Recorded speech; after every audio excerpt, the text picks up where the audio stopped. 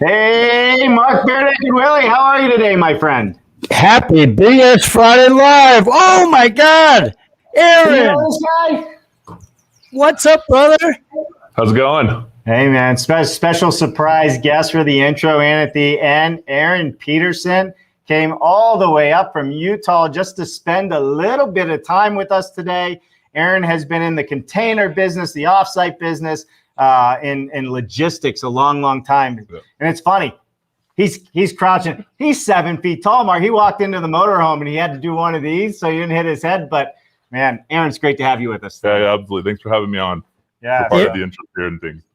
Aaron, so glad to have you. The best thing about Aaron is his larger than life personality is there for people that he hasn't met. It's a unique characteristic that people can't come across often.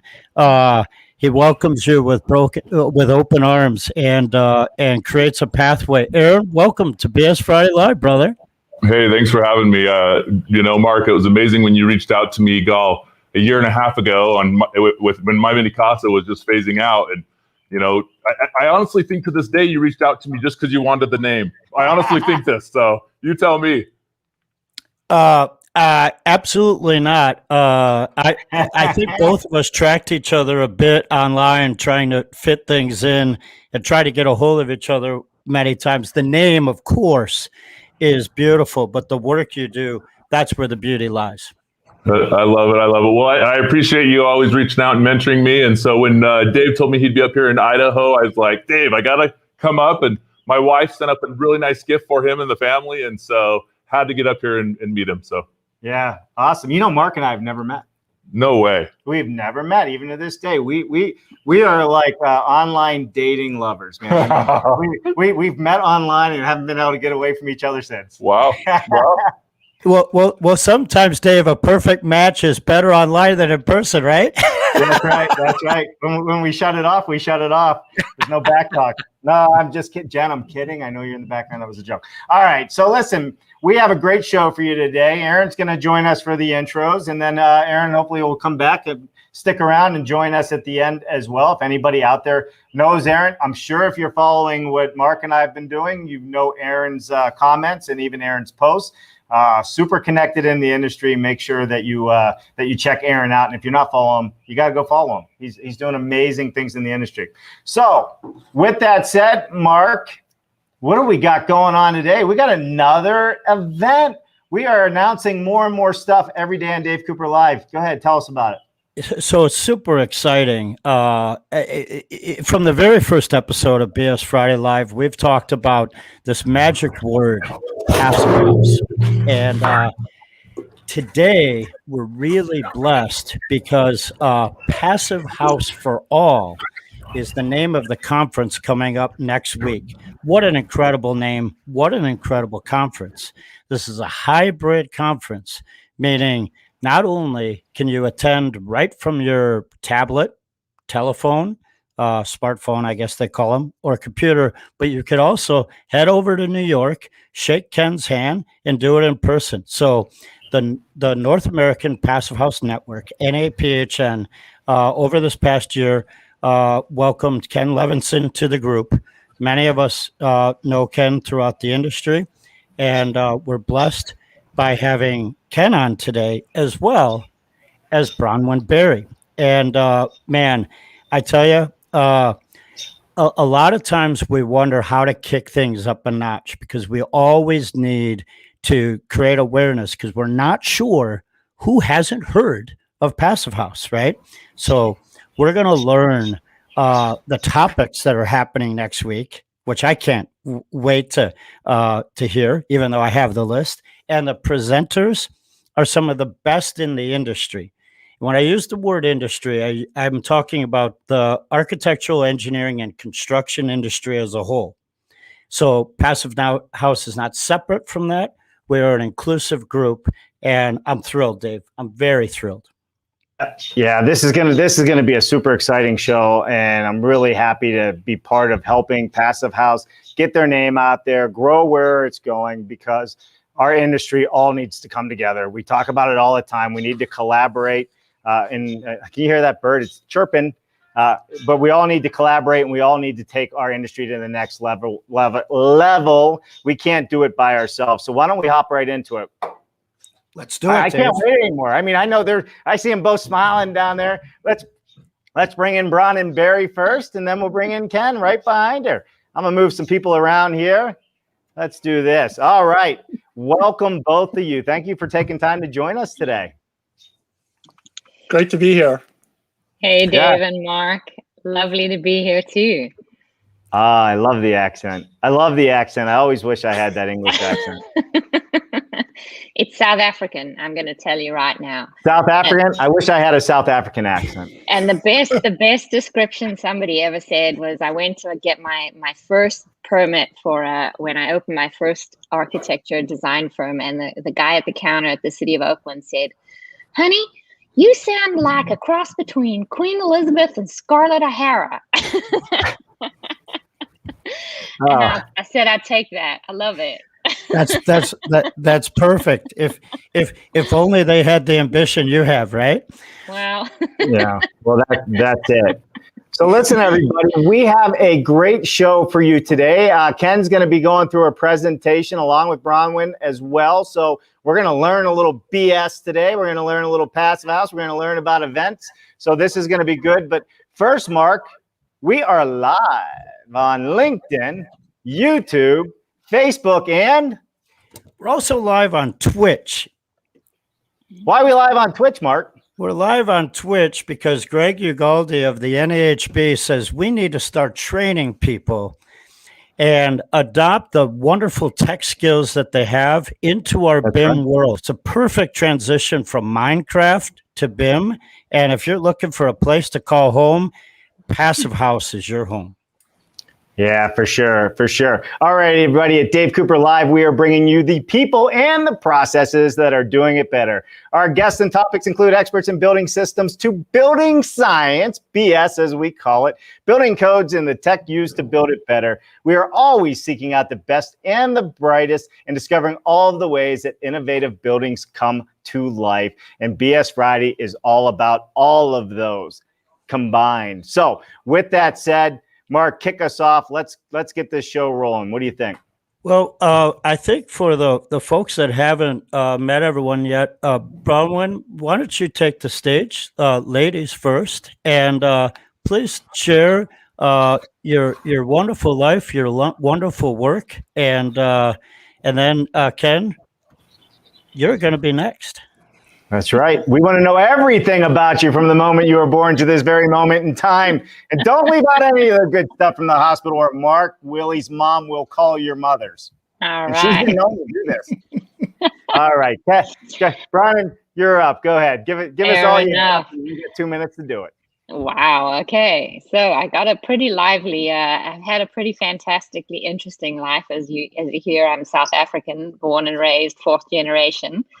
But I came over to the States as a high school exchange student, and I got to graduate from Las Lomas High School in Walnut Creek, California.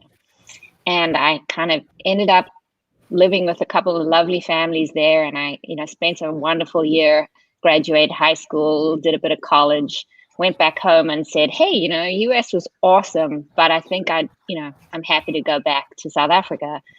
And lo and behold, after graduating college, I traveled around a bit and then came back to visit. And that was sort of when I had figured out that I wanted to be an architect. And I came back and stayed with the families I lived with in Walnut Creek. And one of them said, hey, if you want to come back and stay with us again, you can go to, do architecture school here. And I said, wow, okay, that sounds pretty awesome. And, here I am. 35 years later with a home and a business and my architecture license, and haven't looked back since.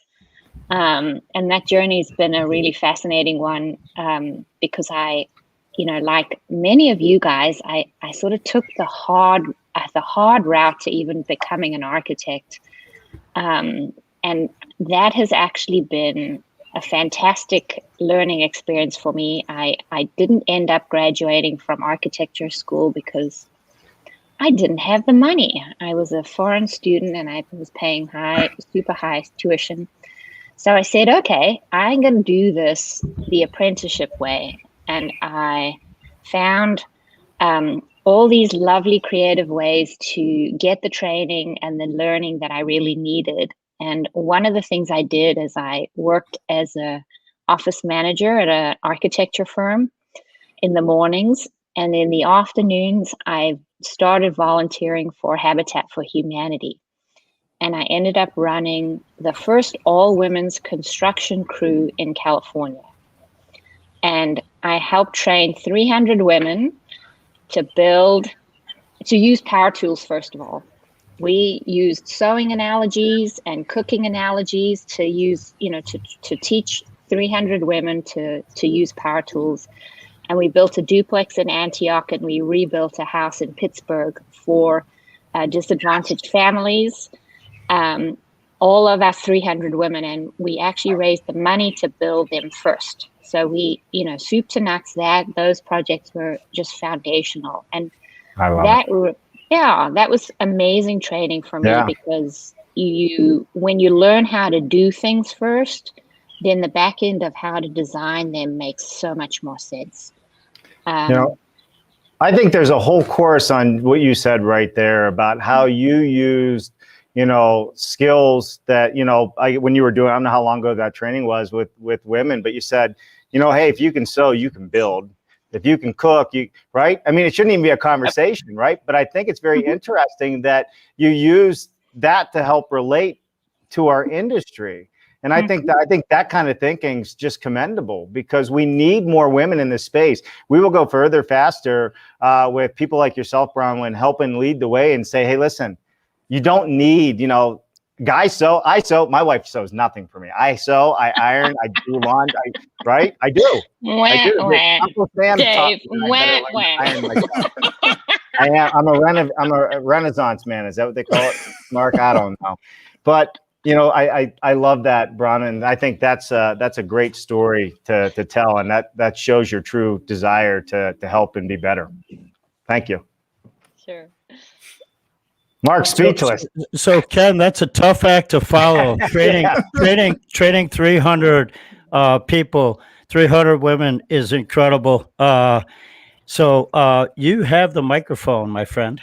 Thank you. It's great to be here. Thank you so much, Dave and Mark. And so my story begins in southern Vermont. My parents were ski bums, and I was born and raised in Vermont, and ended up falling in love with New York City, strange as that may sound, and went to college, to art school, to architecture school at Pratt Institute in Brooklyn in the late 80s, and came out practicing architecture in the city, and really interested in sustainability, but not really sure, how to have the biggest impact, and struggling with that, quite frankly, and especially after climate really came on the radar, and figuring out how to make a difference. And it was a real mind-shifting moment when I discovered Passive House online one day, and I signed up and took the first course that I could in 2009, and kind of never looked back. I was very fortunate in able to have some clients do Passive House buildings early on in 2009, 2010, townhouse retrofits in Brooklyn, New York. And from there, realized pretty quickly that there was a lack of knowledge in the States. There was a lack of components, and that we really need to do everything we can to support, which was just like literally a handful of people at that point. So my wife thought I was crazy, and definitely things have been better when I decided to shut down my architecture firm, which was going well, about 5 people, and start a new business.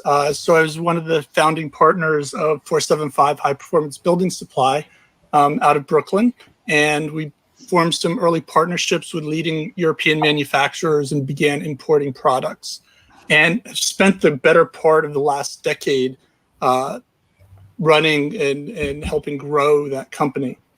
In the process, starting New York Passive House early on with a group of people, helping start the North American Passive House Network. It was also in the involved in the FIAS Alliance early on in the early days.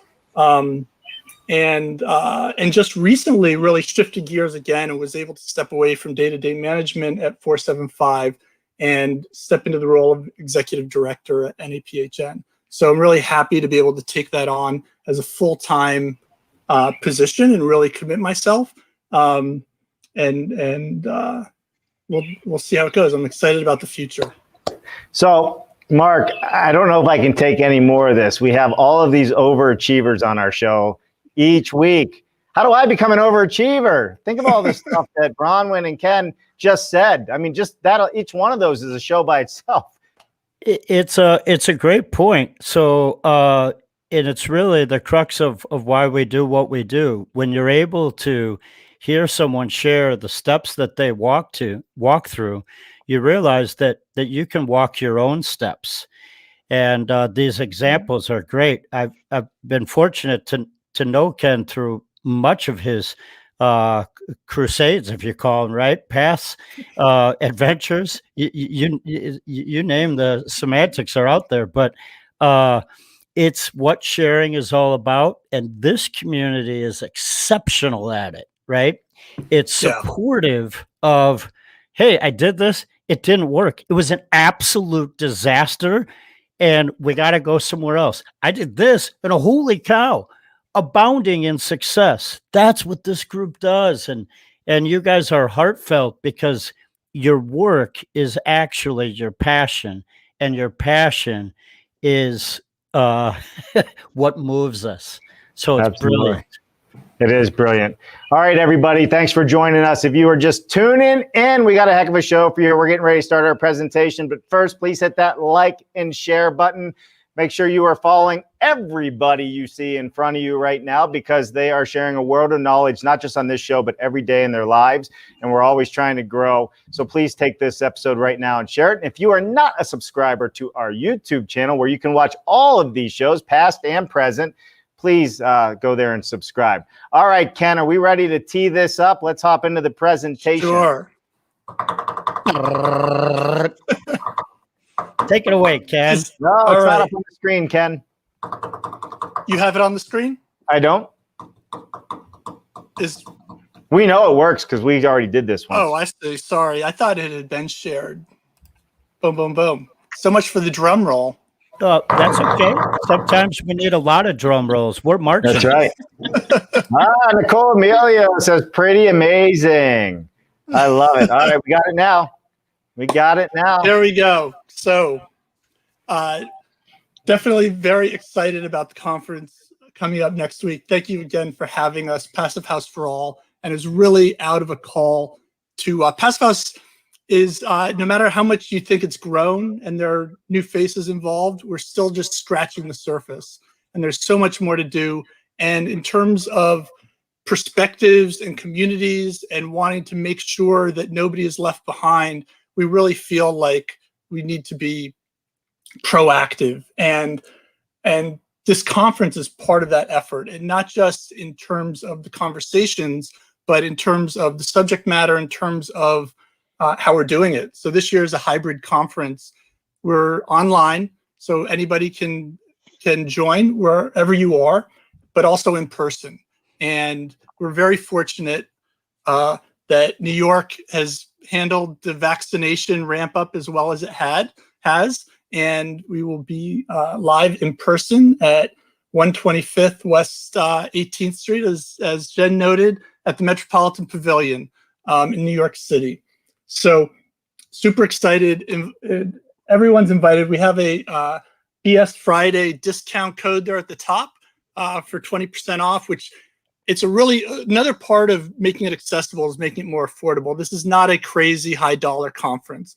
The full price is $225. At 20% off, it's $180. So it's worth its weight many times over.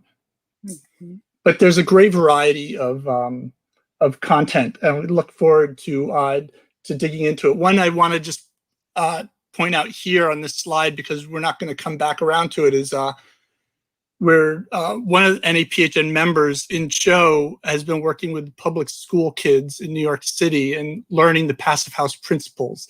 and they've been interpreting them and doing art projects, and she's videotaped them.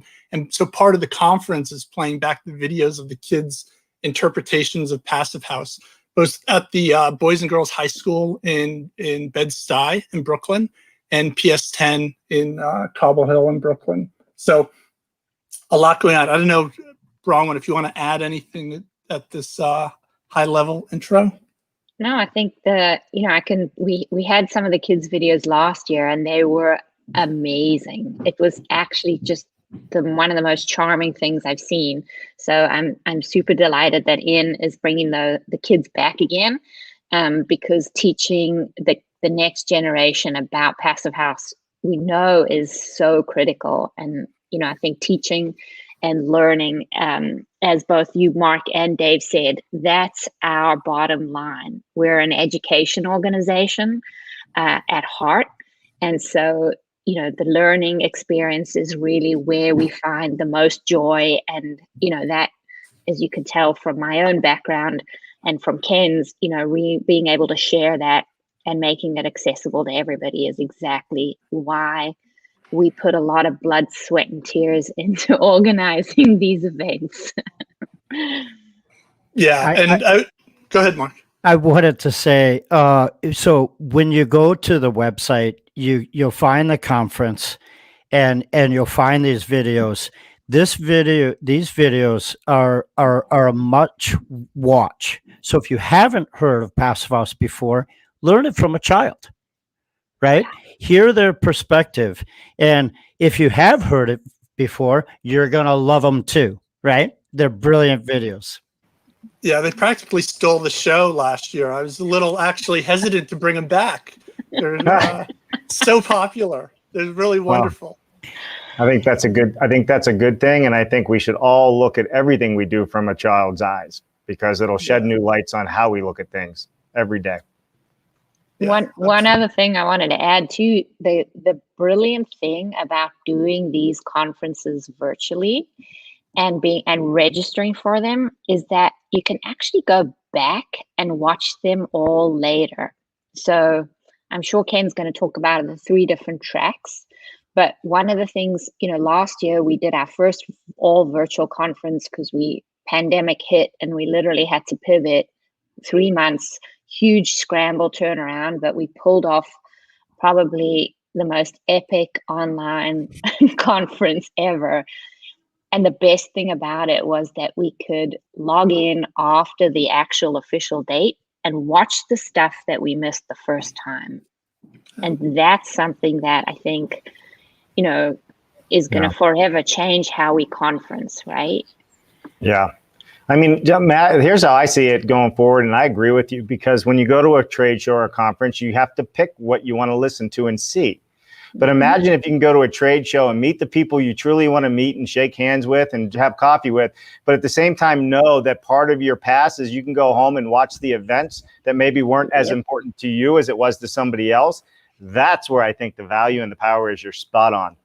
Yeah, it's huge. And it's so, it's so convenient, right? Like you just really get to, like, as you say, I love the networking that you have at an in-person event. You just can't ever beat those connections that you make and the conversations that you have around coffee and lunch, right? Like that's where the real juice is for me. Like I get all the feels from that stuff, right?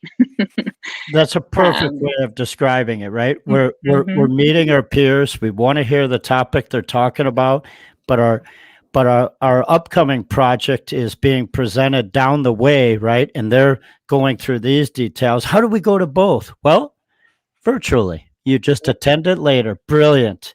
And I have to give you and the entire team accolades. One, for pivoting last year from in-person to virtual was epic and seamless.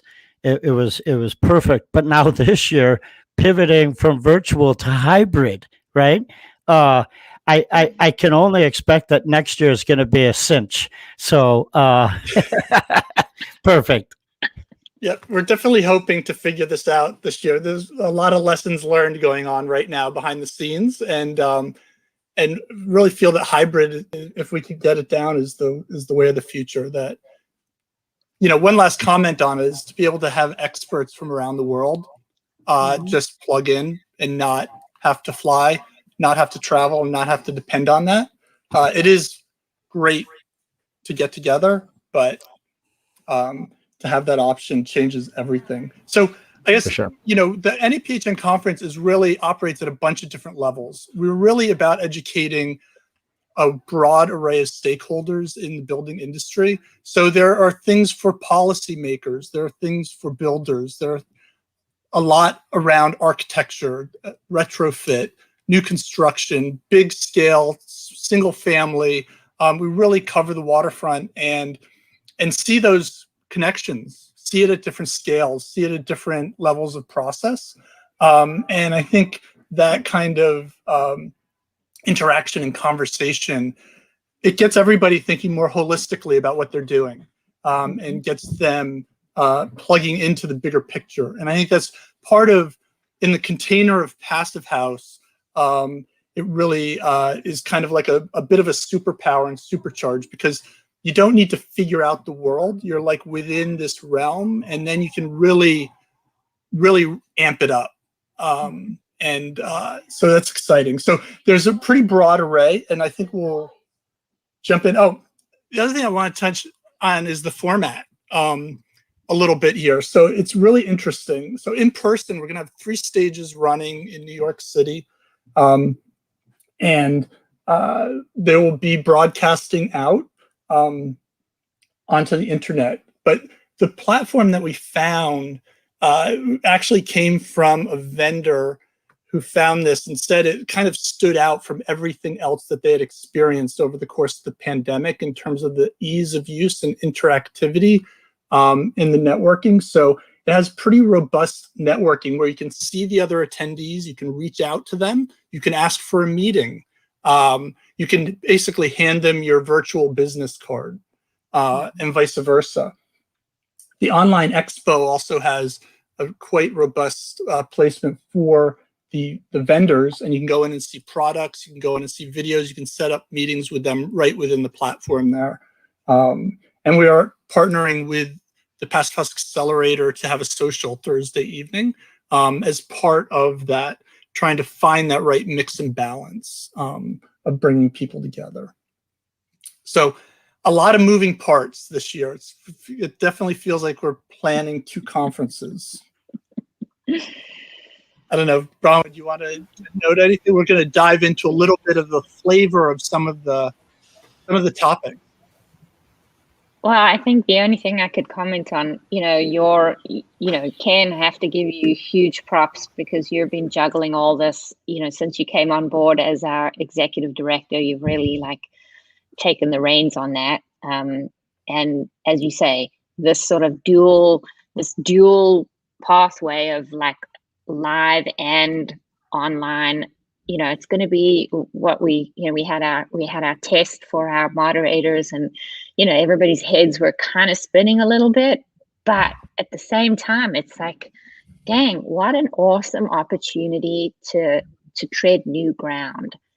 And that's, if you capture the Passive House community in a nutshell, it's exactly those people who always show up, is everybody who's used to treading new pathways and breaking new ground. That's kind of exactly where we get, all our passion from, is we're the pioneer, out on the front line trying all these fantastic things. So I'm there for it. I'm going to be in New York. I can't wait.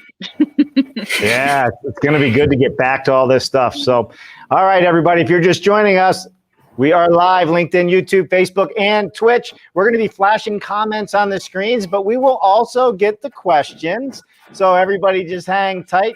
Let's get into this presentation, and let's learn about all the things we're going to learn. Love it. Excellent. So we thought we'd just touch on a few of the different presentations and give a flavor of some of it. So this is a project called Betances 5. It's in the South Bronx. It's a multifamily project that's just being completed by Cook Fox Architect, a very big New York, internationally well-known firm, High Design, and they did One Bryant Park as their kind of calling card, LEED Platinum. And this is their first full-fledged passive house, along with the client breaking ground. And this is transitional housing for formerly homeless people, well, permanent housing, I should say. And really excited. And the architects are, dive into the details. So we're operating at a lot of different levels in terms of talking about this project and what it can do, and doing a full dive into the building science as well with it. So Stephen Winter was the consultant on this project, and we're looking forward to Lois Arena joining to help answer technical questions. There's the icing on the cake there, Ken, with Lois, right? Yeah. She's always good to have somewhere in the room to be called on, for sure. Mm-hmm.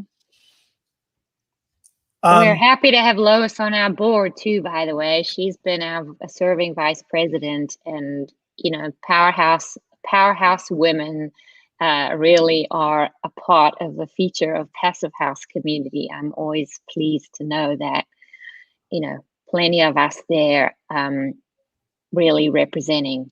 So very important in the building industry. Certainly, her leadership is only surpassed by her knowledge, right? It's amazing.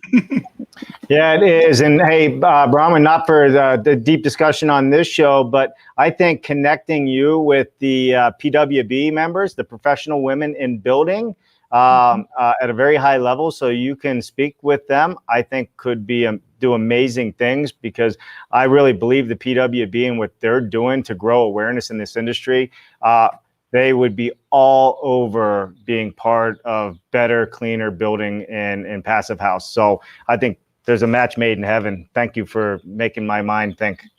Good. Yep. We've been doing a lot of programming to really elevate women, and obviously this conference is very centered around equity and diversity with a appropriately themed title, Passive House for All. And actually there's a great story behind that, because we started doing that work back in 2018 when we hosted a women's session at our conference to really see how do we make equity, diversity more of a center of what we are doing as an organization. And again, huge kudos to Ken, because by 2019, our conference actually, the decision and the action that we took to implement was, we said no all male panels at our conferences. And Ken led that, and it actually organically transformed the whole conference into this amazing event. And just by focusing on just making the panels, more diverse, it organically attracted a huge amount of diversity just at the conference. And that has really stood us in fabulous stead for this conference as well. We already had built a foundation of real diversity within our community that we could call on. Our board is really fabulously diverse already and active. And, I'm really proud of that work. And again, kudos to Ken for really implementing that initiative on the ground. It's been, amazing to see how it's already, represented. We have an amazing diversity, not just of women, but of all people in our community who attend this event. I would just say kudos to the women too. I mean, I think Passive House benefits a little bit in that it's a niche that's young within the industry, and women make up such a strong part of it. And it's really, I think, allowed an opening in a way, perhaps, because there's really a lot of women at the forefront of what's happening in Passive House. It could still be better, I'm sure, but it doesn't feel like historically constrained. No, it's a space that attracts, I think what I loved about the Passive House community straight off the bat, and I'd been involved in a lot of different other sort of green movements, but it actually has everybody at the table already, because you can't build a passive house without a great builder, without a great engineer, without a great contractor. And it's that's the full team, it's the full spectrum that all actually comes around the table together. And that I hadn't found, you go to a lot of conferences and they're the siloed industry, it's either architects or contractors or manufacturers or engineers. And we silo ourselves into these little, isolated organizations. And for Passive House, that is the secret sauce. It brings everybody together because we all have to work as a team. Otherwise, it just doesn't really fly. So that's kind of the magic of it. And that's, it's really, it seems to be, has the trickle out effect of like bringing in, affordable housing developers, small housing, single family, commercial, schools, swimming pools, the whole gamut, like we get to do it all, and all of it can be Passive House, which is something that's just quite remarkable.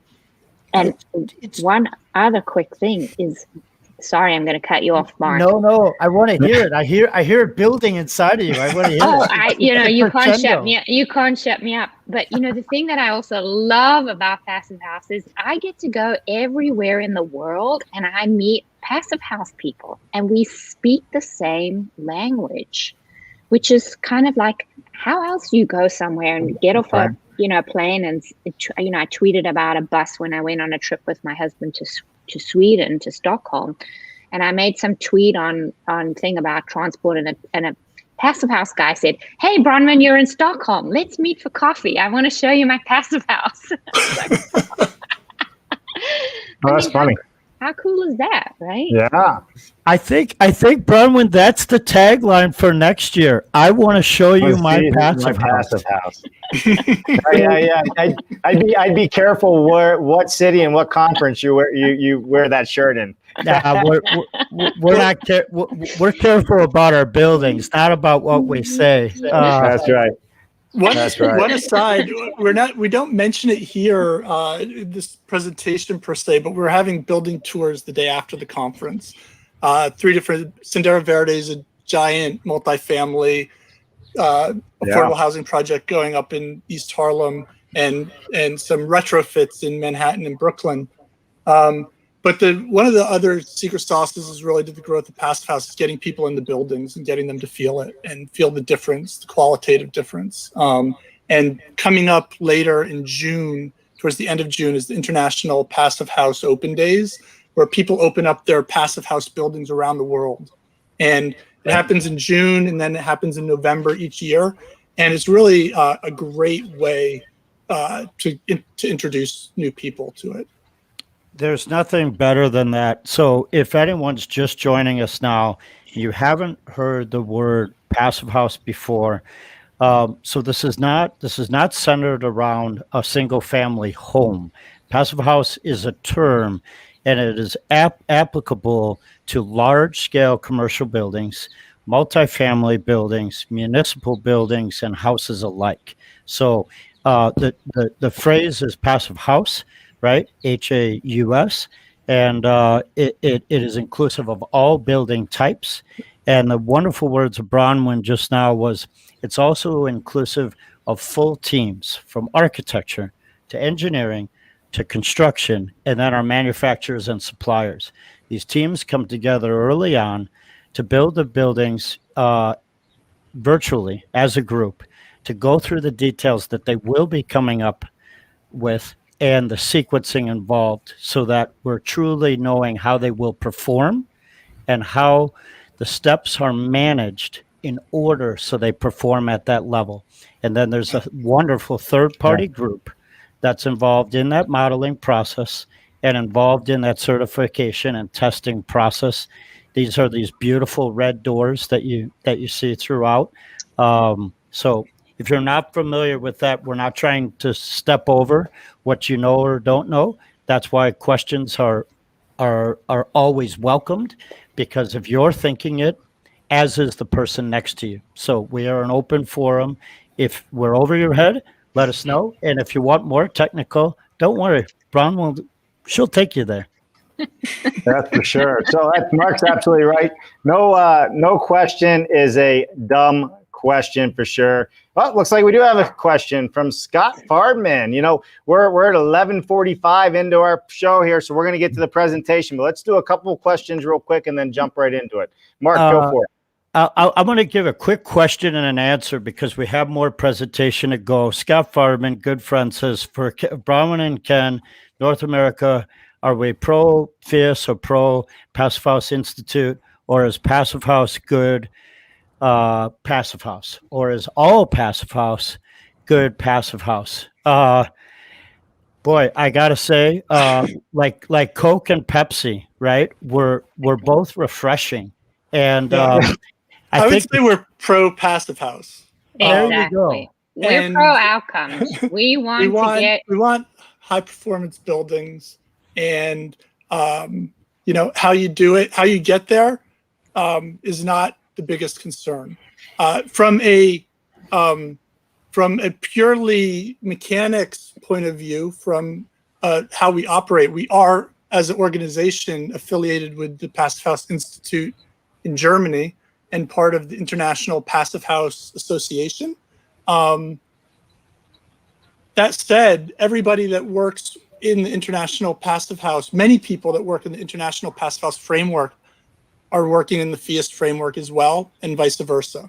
There's a lot of back and forth, and there's a lot of just general knowledge sharing. And at the end of the day, it comes down to the basic building science, right? There's no trade secrets. There's no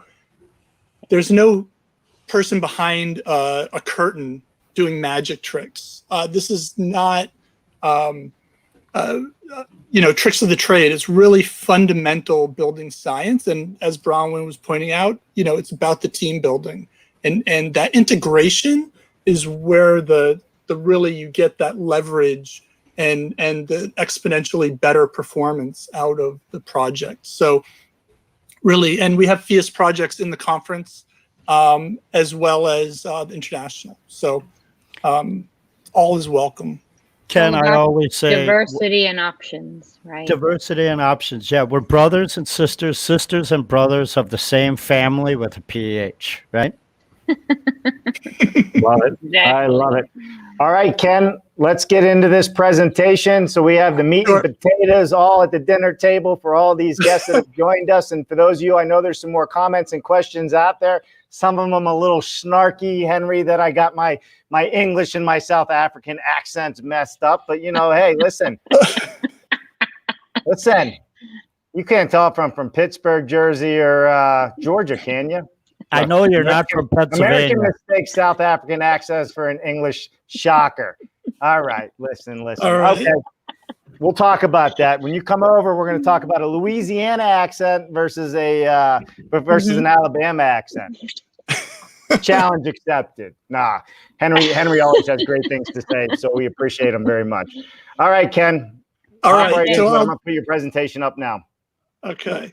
While he's doing that, I'll say I tell people I'm African American when I want to be really cheeky. So. Hey, listen, you got that going for you.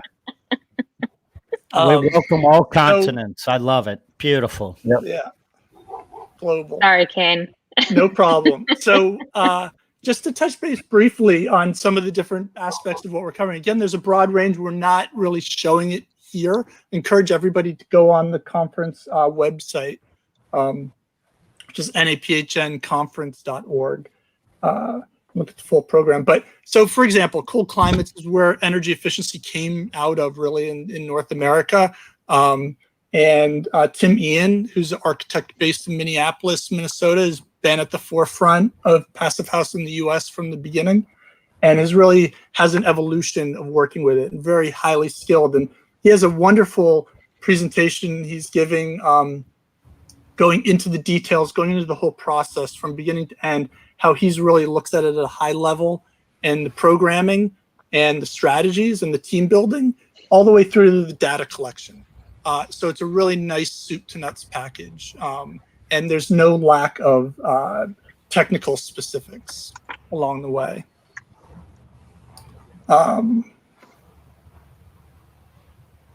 This one is graphically lacking, but what it lacks in graphics, it really makes up for in the messaging, which is everybody gets hung up on certification. And by all means, you don't need to certify a passive house to have a passive house. It just needs to perform at these levels. So, but passive house certification is really one of those things that people get hung up on.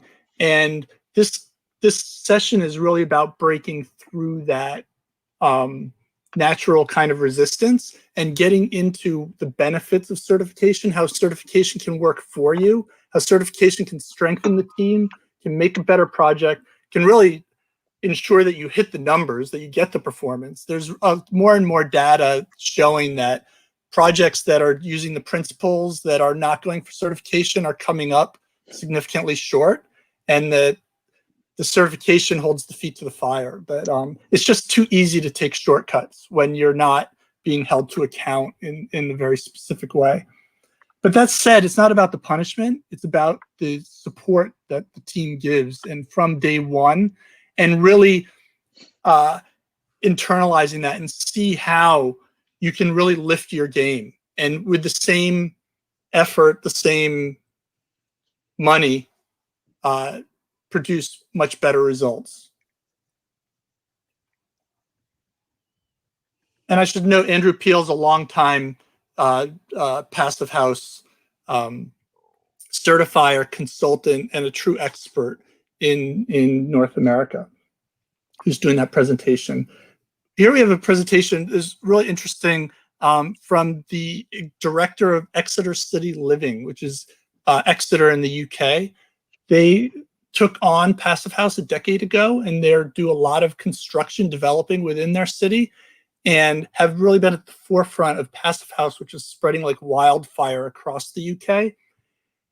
And not only does she look at kind of the overall development, but she really gets into how they, from 10 years ago, their first Passive House project, they had a 20% premium on it from their normal build, which is like outrageous, right? Who would ever do another building like that again?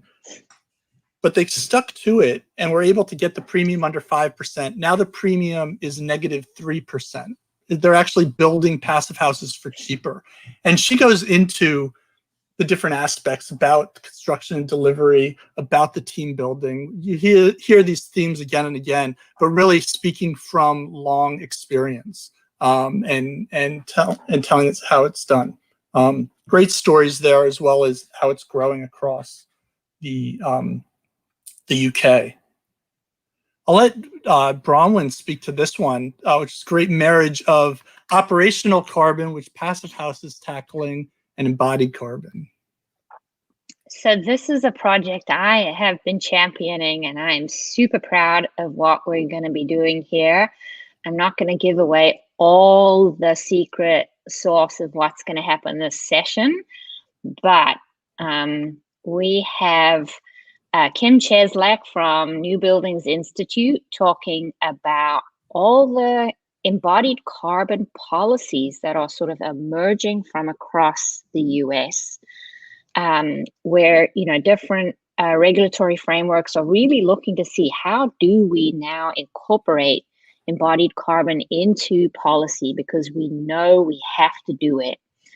And then we've got Mikhail Haramati from NYSERDA also sharing about what NYSERDA is doing. That she's working in a group that's looking for New York State policy, how to integrate this embodied carbon calculation into codes, because that is exactly the frontier in terms of policy and where the building industry will have to go.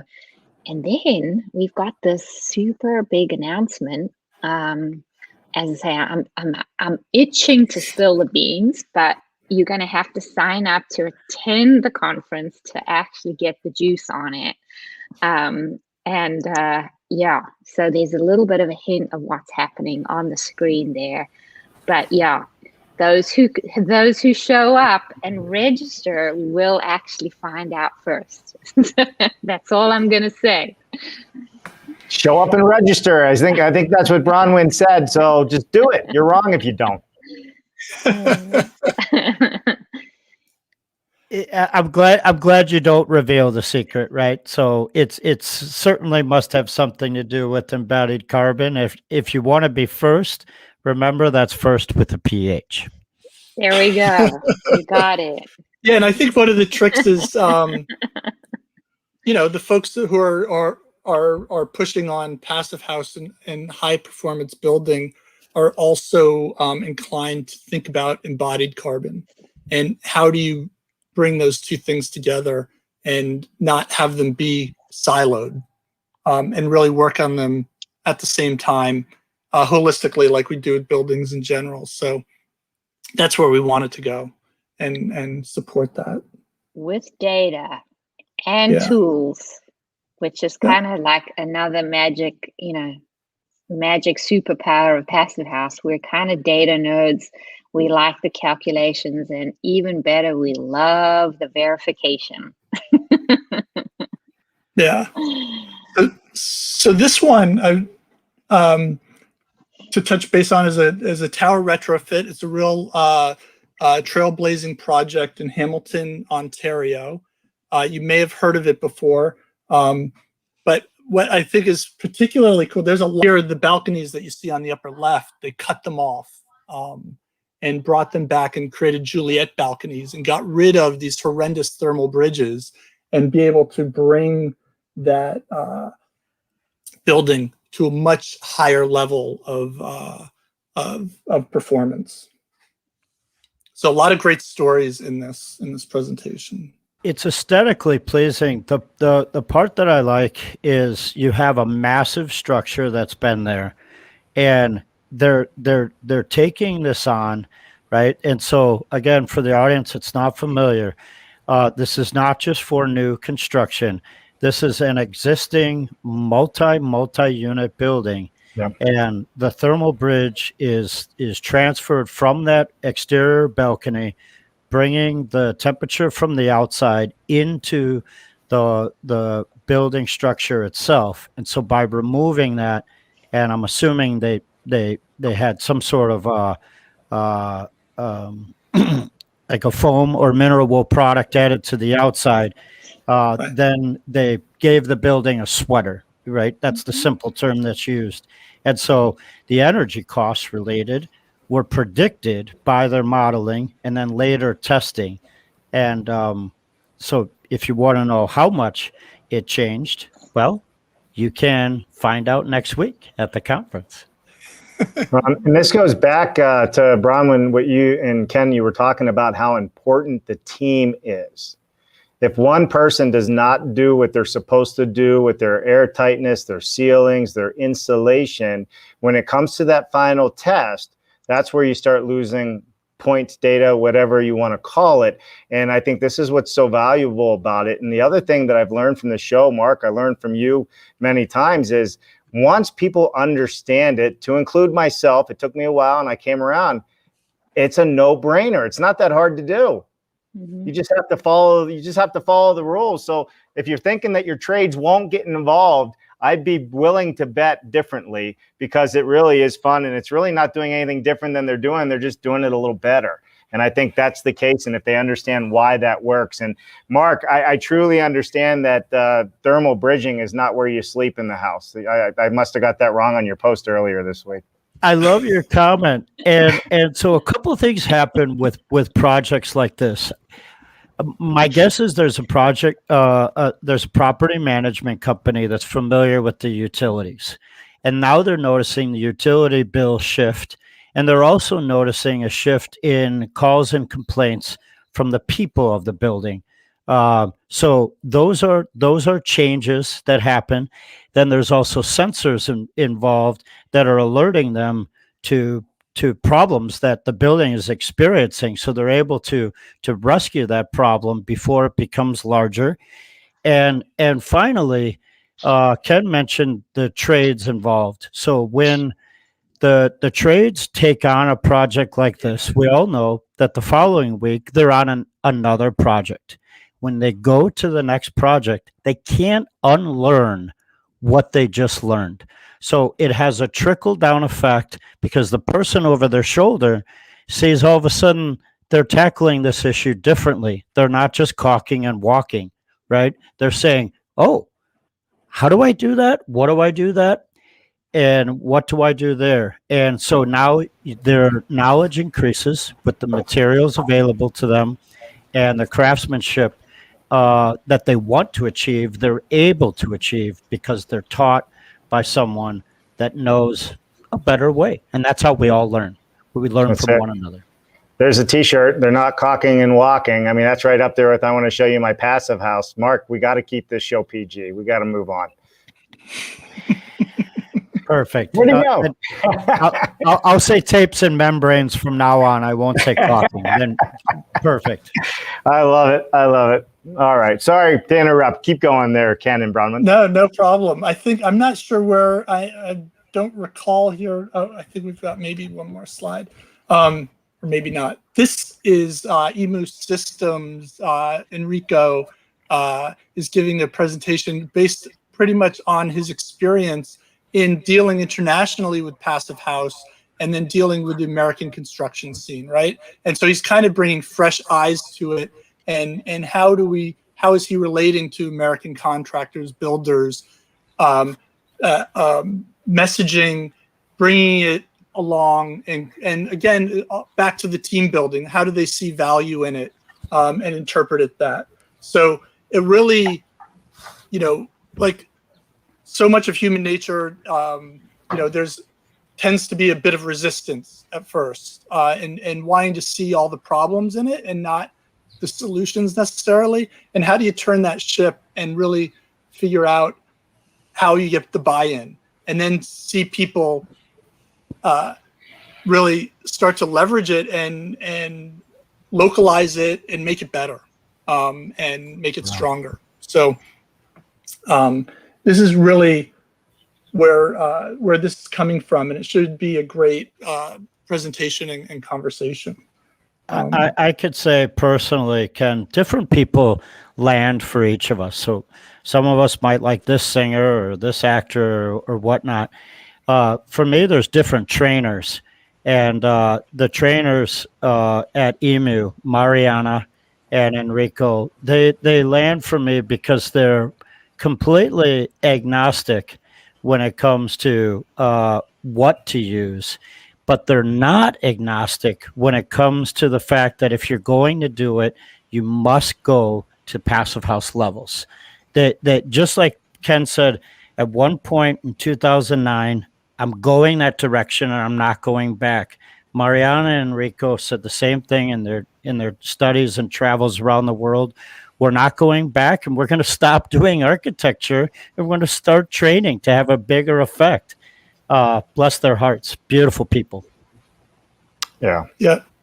Bronwyn, also, you had a similar decision, right? Where you stopped doing non-passive? Yep.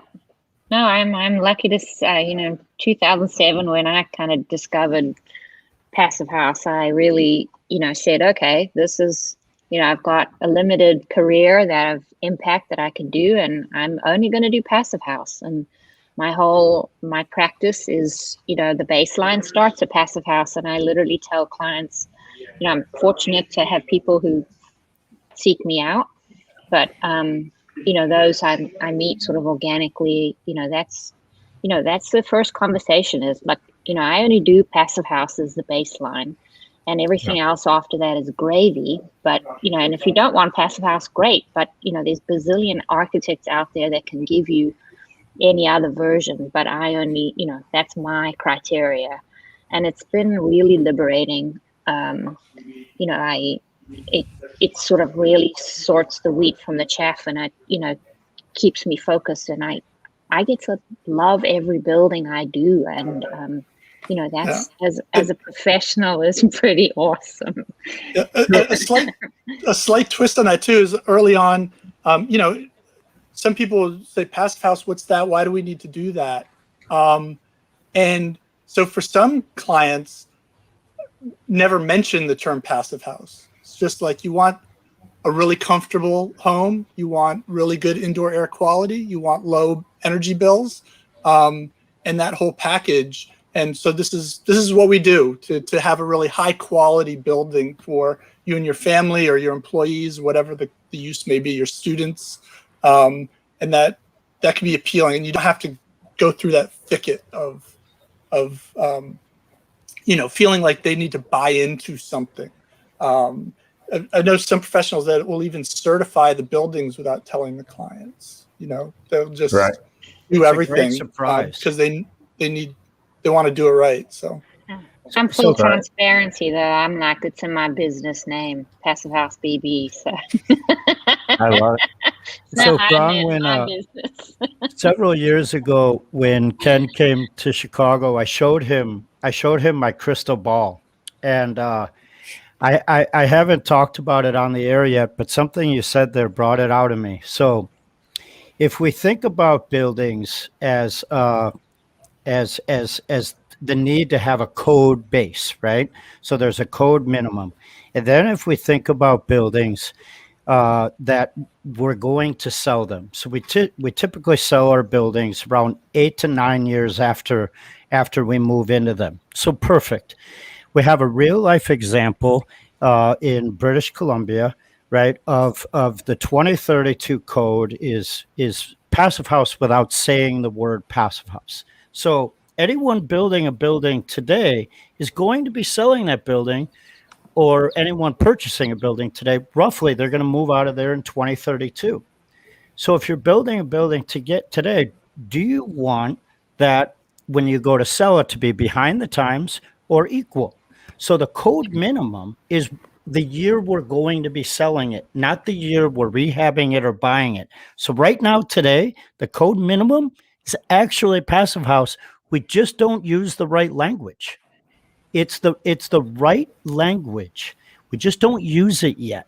So that's my little crystal ball. You're going to move in 8 to 9 years, and do you want your house to be equal, or do you want your house to be behind? And my answer to you is, don't be like the folks that renovate the house 6 months before they move. Produce a home for you and your family. Produce a building for you and your family that's comfortable today, that's healthy today, so that the next folks that move in there, they can know what that feels like and experience it from day one. Love it. I love it. Yeah, it won't need the performance upgrade, right? It just was never going to need the upgrade. Yeah, and I tell you what, if you spend the time to actually understand the healthy benefits behind passive house standards and what your house can or could be doing to you with allergies, headaches, sickness, you'll never look back. That's my problem now. I mean, I'm in it all the way. So, but Mark, I do have one problem. I'm moving about every 2 or 3 days, and with my current location, so I'm not sure I'm gonna be able to keep up. I have a secret to reveal to Ken and Bronwyn. So when David and Jennifer got the RV, they were down in the southern states, and they had to make a trip back to the Connecticut and Pittsburgh area, and of course they arrived there during the winter. And I'm talking to Dave on the phone, and he's got his hoodie up, and he's sitting in his kitchen, and he's all uncomfortable. He goes, "Man, these RVs, they're not meant for these cold climates," right? And, not at all. It was a real experience, right? And it's the same experience that people have in their building, in their school, in their churches, in their field houses. So it's not just because you have wheels on yours. We can overcome this stuff. Hey, it's all available. Just call the right people. We got you. That's right. All right, Mark, what do you say we go to some more comments? Jen's flashing them up, but let's get to some of the questions. We are at 12:10. We are taking good time today. I love it. You guys are efficient, just like our passive houses. So with that said, I'll take this first one, I guess, Mark. With the Henry Mickelberg, I have been involved in some passive house standard projects for larger projects, which inform my own passive house build. I absolutely had to compromise passive house methods to make my budget work, and I made some informed decisions. After 6 years, my house performs in excess of my expectations. How do I know if I have a passive house? Well, I would say, first of all, you need to figure out what the house is doing, right? Whether you have a passive house or you have a code house, Henry, and you're one smart cookie. But first look at the house. Tell what the house is doing, and you do that by the red door of truth. That's one step to evaluate the building, and let's see where it's at. You might very well have a passive house, right? I'm not saying you don't. I'm not saying you do. But that is something that gets evaluated. Right. And then they'll also look at the amazing things, which is the facade. How much is that built up? What is your energy uses? What is the connection to the windows and so on? All these nice things that you know about, Henry. I think it's kind of a trick question. Yeah. Not Henry. Henry, I'm just surprised you didn't write enough to cover his face. There you go. He usually writes a book. I love it. Thanks for the question, Henry. The red door of truth. That's right. Coming to a household near you. All right. Next comment question, please. Okay, so there you go, Mark.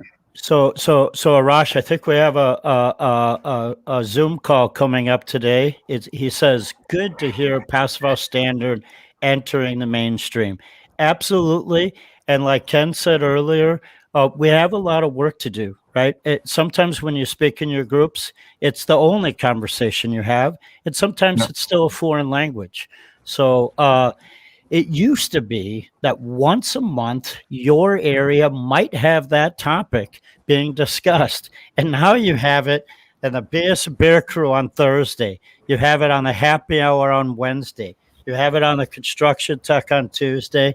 You have it on the ones that Ken puts on in the mornings. You have the Chris Ballard things. It's like I think Monty says, you used to have it once a month, and now you have to figure out which one you're going to this week. It's amazing. It's like a fire hose of information, right? Absolutely. All right, next comment question. Aaron Peterson, who is sitting right across the table from me, has been very active and will be joining us in a moment. Is Passive House event for showing off building material projects? ? We need to get these products on Spotlight VR platforms. What is your thoughts on that? And also, Aaron, you're busy, man. Aaron behind the scene. Colton Stair and Brandon Green are the Twitch streamers that build next level VR for this space.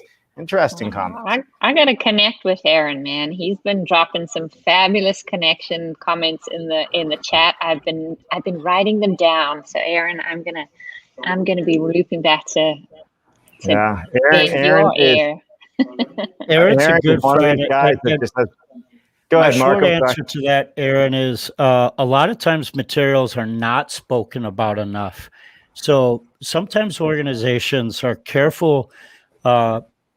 Nate, I say careful with their tongue, because we don't want to be coming across as if it's a commercial for a product.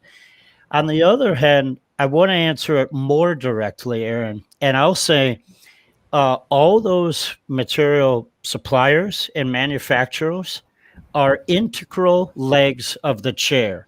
Just as Bronwyn mentioned, you have the architect and the engineer, the tradesperson and contractors.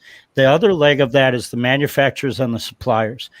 They are addressing the needs, and there's a collaborative effort like I've never seen before over the last 8 years of manufacturers and suppliers listening to the engineers, the architects, and all the amazing tradespeople, right? Because there's a huge bunch of them. And they listen together and they work together, because there's control layers in the building like we haven't had before, right? It's not just a 2x4 and a 1x and plaster. There's these control layers. So how they integrate and how they connect to the window and how they connect to the insulation portion and how they connect to the roof and the foundation, they're all working together. So while sometimes we don't mention the name, and sometimes we wear it on our hat and we say, oh yeah, brother, that's what I love, right? These manufacturers and suppliers, they're on the jobs. So construction was active during COVID. We're a huge part of the economy, right? We know we're a big force of energy in the economy, and we're also a big force of profit because we're here to ensure safe structures.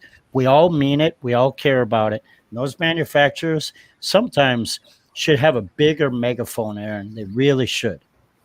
I might add, just in terms of the conference, that we do have an expo as part of the conference, and it's always been a critical feature, as Mark is talking about, the integration of that and the contribution of the manufacturers, that the new products, a key part of making Passive House, and another reason to certify is just the predictability, that you want to go through the process and know that you actually have the performance at the end, and having those manufacturers in the boat with you through certified components. So the ventilation systems machines are certified, the air tightness systems are certified, windows and so forth.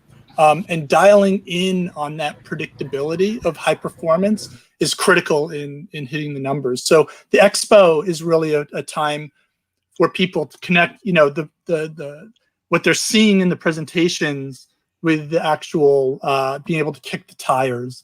And it's very targeted expo. It's not a general building expo. Yeah, there's no massagers in the expo, just to let you know. But I want to just say that both Ken and I have big connections to product distribution, because during the recession I worked as a window rep for 2 high performance windows that we just didn't have anything like that here. And Ken's background, of course, founding and championing products at 475 is legendary in the industry. And we know that we have to really partner with manufacturers, and that's they're an integral part of what we do. And we can't really, I think there was a comment in the chat, Henry, about cost, and really we see that as more products come online, prices go down. It's just like every other industry. The more supply you have, the more demand you have, the more supply you have, and then the costs come down. So really we know that products manufacturers are a huge part of our community, and we love them. We love the ones that are out there on the front lines with us. So listen, everybody, we are at almost 20 after. We got a few more comments and questions to get through here. So one of the comments, this is for you, Ken. For the first project you showed, Nicole Emilio was asking if it was steel or modular, or can you clarify? It's site build. Site build, CMU, and poured concrete slabs.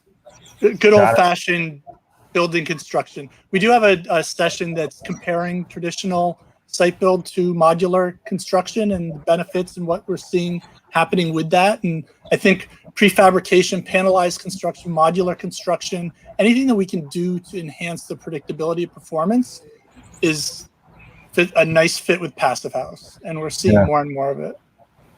I want to echo real quick what Bronwyn said.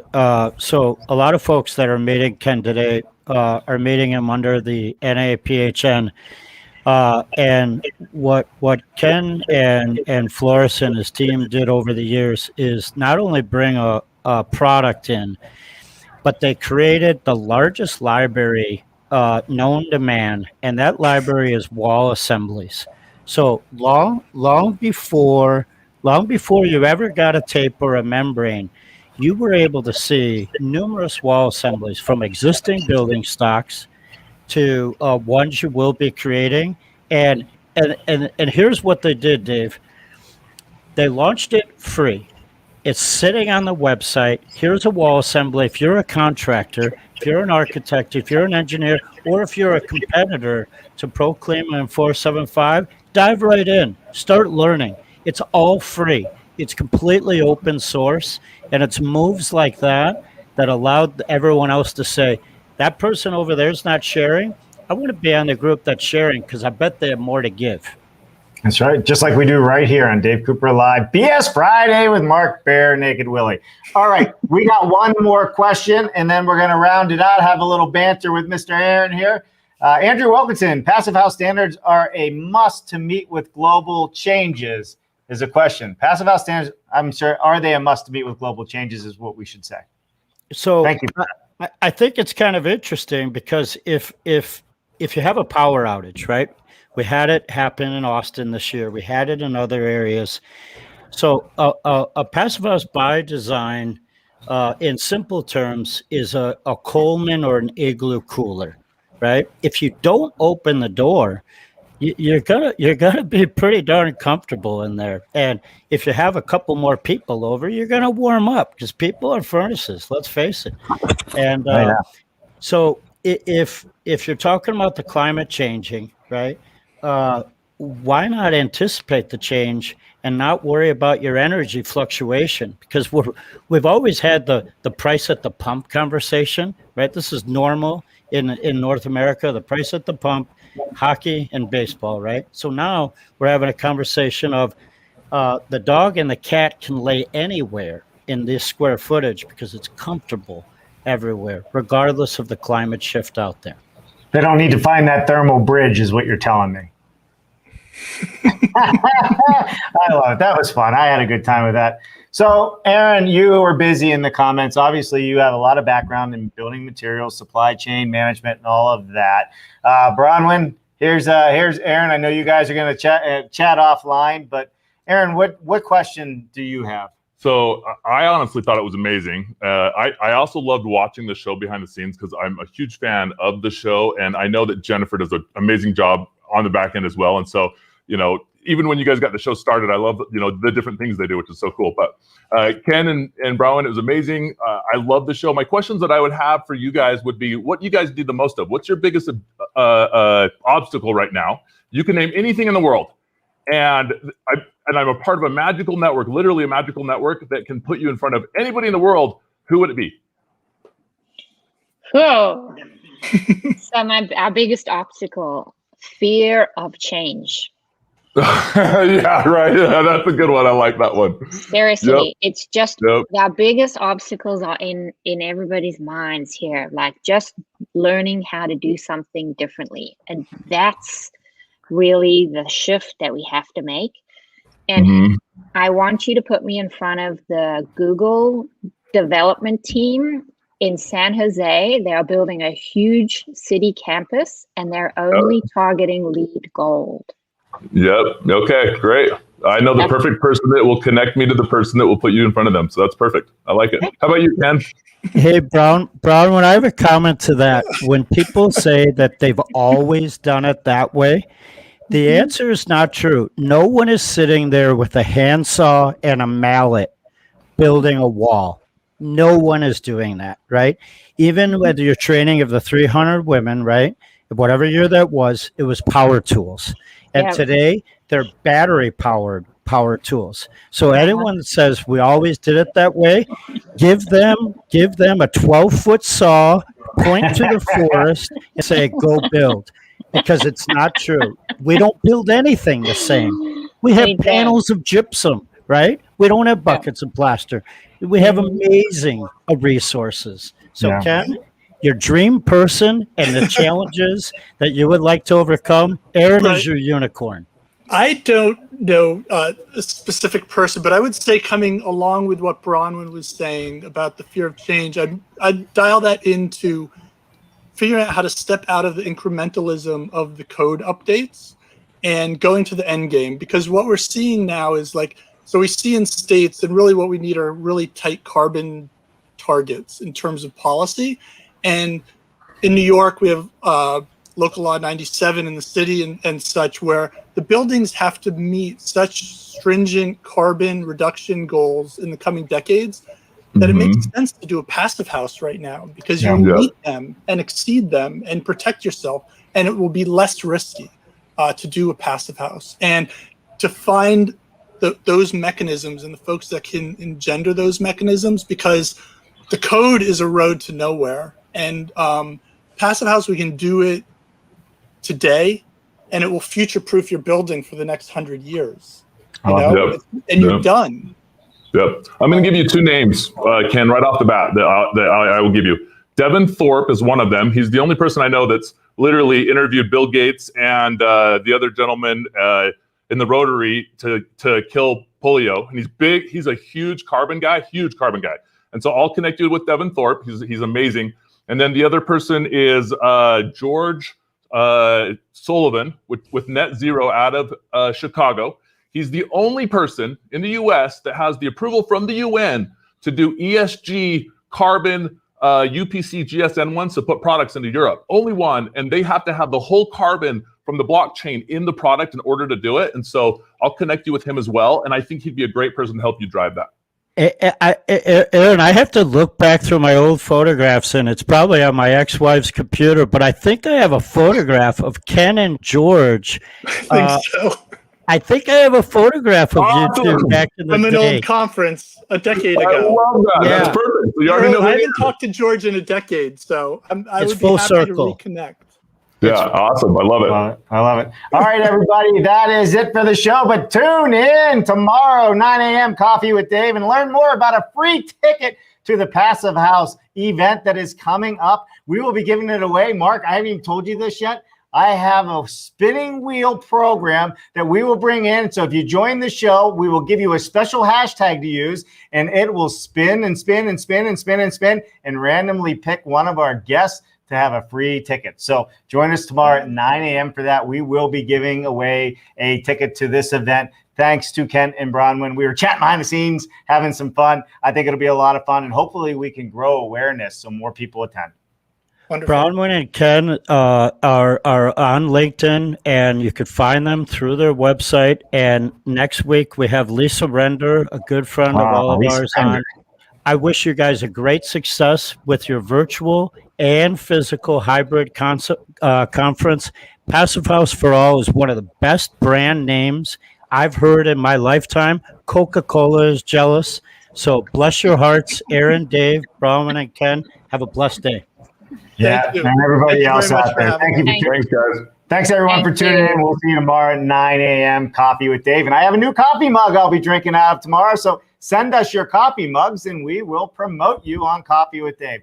Everybody else, Bron and Ken, stick with us because we'll come back to you after the outro. Do not hang up. Bye now.